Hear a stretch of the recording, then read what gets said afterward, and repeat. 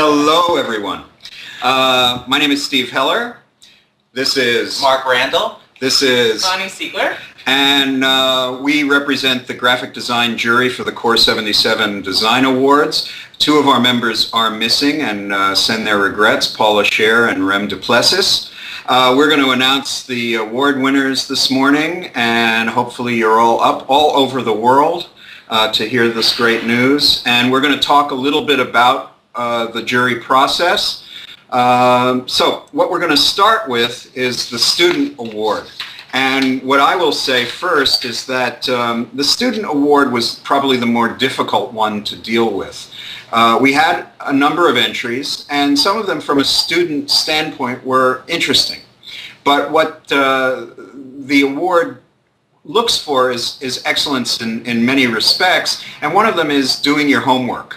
And much of the student work was great blue sky, what we call senior projects. And they didn't take the project further than the superficial. Do you guys agree? Yes, yes. So what we're going to announce is, one, we didn't give a high award, we didn't give the runner-up award, we gave a notable award. And Paula Scher is joining us. Paula. Hey, Paula, come on in. Late? Yeah, you are. That's all right, we're live. Hello, I'm late. But you got to stand You gotta back here. stand back here. We're all See, this is live TV. Yeah. That's Paula. duck down so they Duck can down. see you. Oh, okay. There she I is. get a chair. That's She'll get a chair. Okay. That's all right. And I know that Paula wants to talk a bit about this award. First of all, let's just announce what it is. It's called HI, the Hazard Initiative. It's by Emma Watson at Wellington, New Zealand School, Massey University in New Zealand. The Hazard Initiative is a subsidiary of the Civil Defence in New Zealand, providing ways to initiate the pooling of community resources and encouraging students to get to know their neighbors. New Zealand is prone to natural disasters, especially earthquakes. In times of civil crisis, a neighborly support network can make all the difference, and this is intended to get people in the various communities together as a social network. But we had, while we were impressed with the project, we were impressed with the design of the project, we had some real doubts about whether it was effective, whether it could really function. And I'd like to open it up to the jurors to make a few comments on that. Paula? Well, since I'm the last one in, I'll start. And the first one to start. The writing and the sort of organization of the communication system didn't, for me, seem believable. In other words, it seemed like student work to the extent that it wasn't really informed by depth of research that would happen in a real project.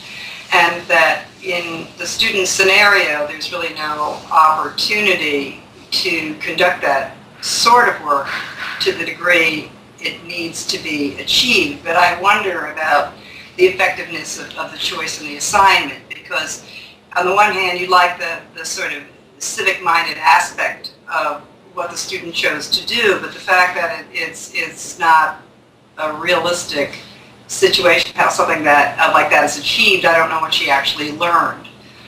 She would not be the one to initiate the project. She would probably do this sort of thing in real life in collaboration with government and community. And that because she made it up all by herself, she really didn't confront a lot of the communication issues that would actually happen in a real situation. So you can't really make a judgment about how effective it is. So in relationship to the other work that was presented, it was the most effective project. But in relationship to what she might really need to achieve in real life, I don't know how valuable it was.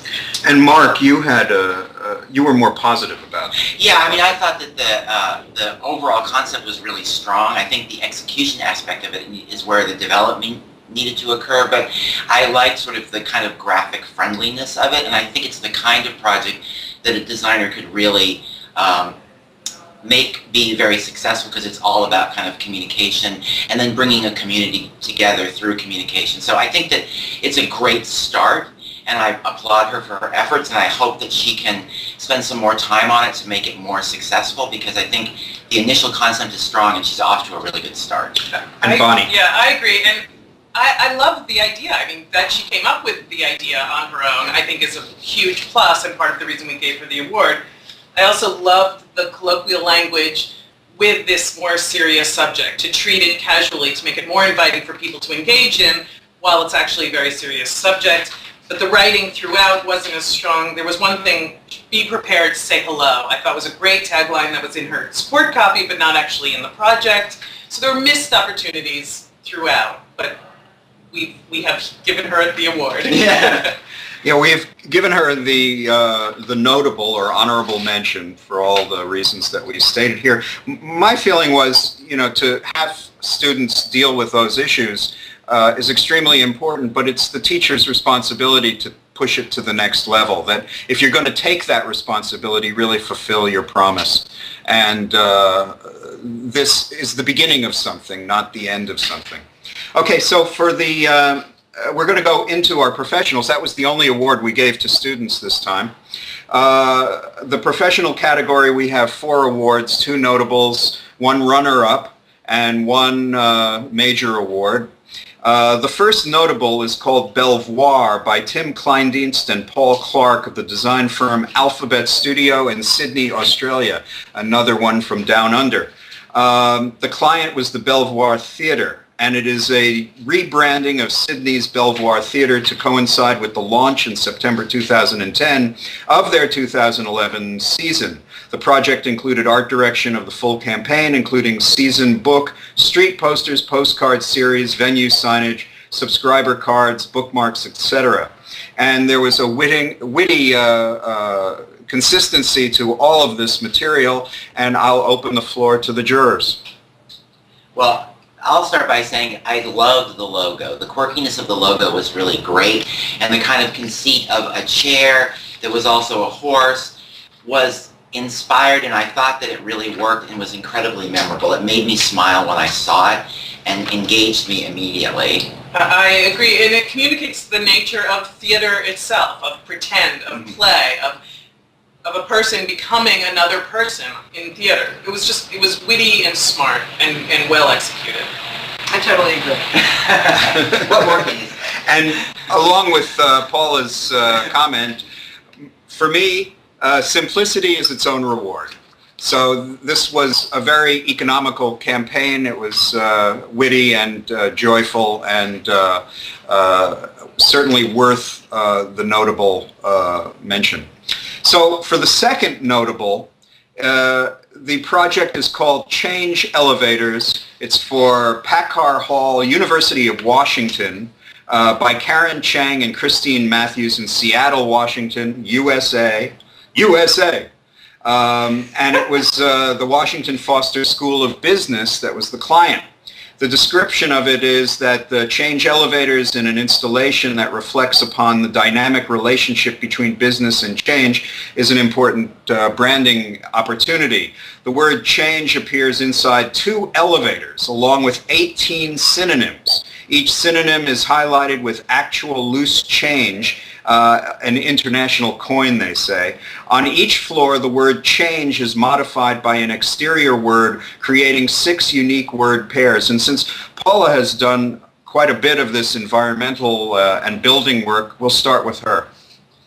Well, I admired the use of the building as a communication system.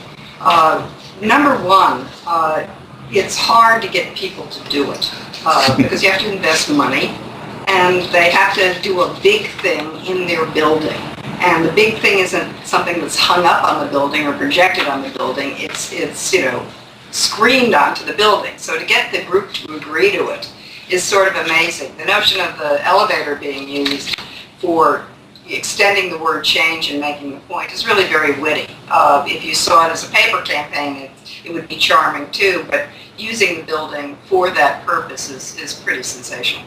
So I was in favor of it largely with an understanding of what it took to actually accomplish that. Mm-hmm. Mark? Oh, well, I concur with all of that. I think what I liked about it was that it's a very simple idea that really works. And I'm the kind of person that I would actually push every floor because I'd want to sort of, once I understood that the words changed, I'd want to stop at every floor to sort of see what. This defeats the purpose of having an elevator in a business building. No, I know, but that's actually a good thing. I don't just just to get design to kind of interrupt people's flow could be good too. So you couldn't ride in the elevator without Yeah. acknowledging it and interacting with it. But also it works if you see the whole building as you would, Yes. or if you just see one of your floor, Right. you still would think about it on a daily basis, which is terrific.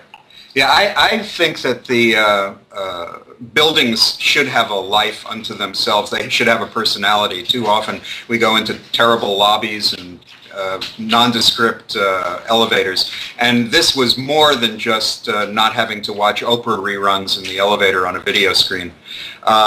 So I was very taken by it. And as the others said, it's truly witty, engaging, and you want to interact with it. And it was executed very well. And executed beautifully. Okay, so now is our runner-up. And it's the Beirut Exhibition Center by Mary Choutier. I hope I'm pronouncing that right. From Brooklyn, New York. Yay, Brooklyn! We have one Brooklynite You here. don't live in Brooklyn. Well, that's why I can Thank say you. yay, Thank Brooklyn. you. I appreciate it. Yeah, I wouldn't go there if you paid me.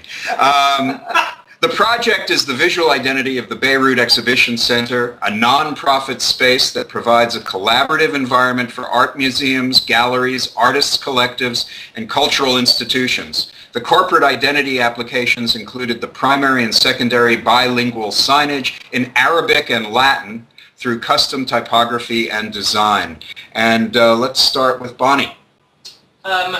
This was amazingly beautiful, and the English typography resembled the Arabic typography resembled the English, and both resembled the building. So she achieved a lot of complex things about these communities coming together in one simple, beautiful design.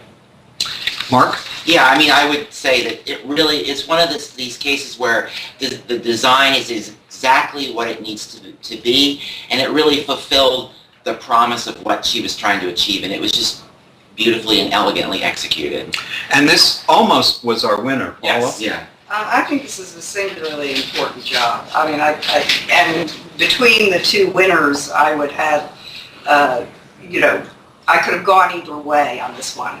What was so important about it was everything that was already stated by Bonnie and Mark, but also its location. It's a breakthrough project in an area where typography and sort of the connection of typography to building is not a strong part of the visual vocabulary. It's not part of the strong part of the visual vocabulary of public architecture everywhere. It's just beginning to be. So that it was done in this location is amazing. The marriage of the two languages is really hard to achieve anywhere. The fonts using the Arabic and the Latin font are difficult. They're difficult forms to integrate, and they're especially difficult to integrate in 3 dimensions, which was achieved here. So it's a pretty amazing and seamless project, and I think an award winner in any competition anywhere.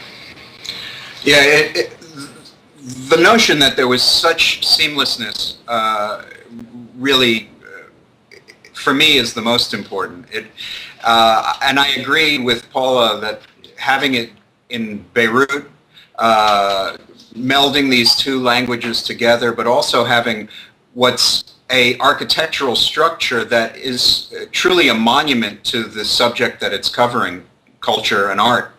That's what was accomplished through this environmental signage. Do you think something like this could happen in New York? Oh yeah, absolutely. But I think that you were at the beginning of this period where it starts to become norm and accepted, and so that it happened in Beirut in this particular building is really groundbreaking. Okay, so we've come to our winner. Drum roll.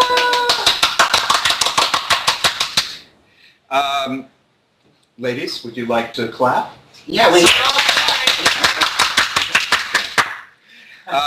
Okay, it is the OCAD University Visual Identity, designed by Bruce Mao Design in Toronto, Canada. Yay, Canada. Yay, Canada. Good to see you here. The client is OCAD University, and it's their visual identity, which was inspired by OCAD U's iconic Aesop designed building and reflects an inclusive, vibrant, and vital institution built on creativity, risk, and innovation. More system than logo, the design consists of modular frames that hold actual student art and design work. And what that means is that there is a window, a frame in which work constantly changes. So let's hear for our winner, Paula.